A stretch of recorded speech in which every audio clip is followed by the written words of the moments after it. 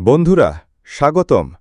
আজকের ভিডিওতে আমরা নিয়ে এসেছি ডুরান্ট কাপ 2025-এর সবচেয়ে প্রতীক্ষিত ম্যাচের প্রিভিউ।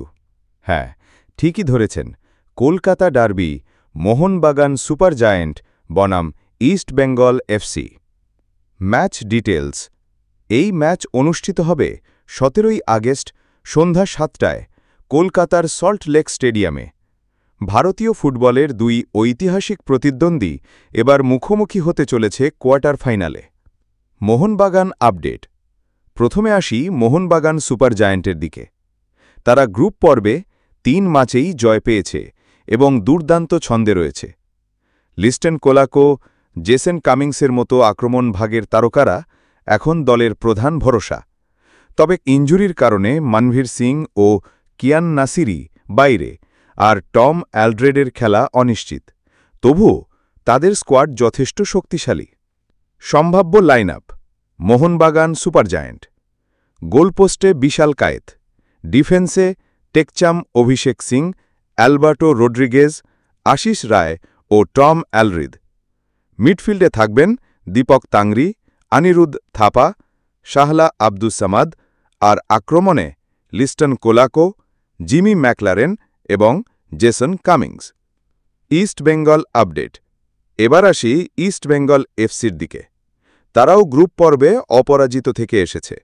নতুন সাইনিং হামিদ আহদাদ ও মিগেল ফেরেইরা ইতিমধ্যেই দলের শক্তি বাড়িয়েছে, ফলে তারাও সমান আত্মবিশ্বাস নিয়ে মাঠে নামছে।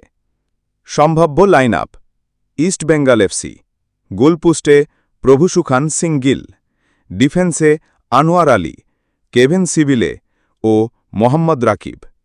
মিডফিল্ডে থাকবেন Jackson Singh, Naorem Mahesh, Miguel Ferreira, Lalrindika আর সৌভিক চক্রবর্তী।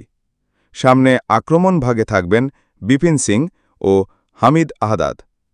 এই ম্যাচ শুধু কোয়ার্টার ফাইনাল নয়, এটি গর্বের লড়াই।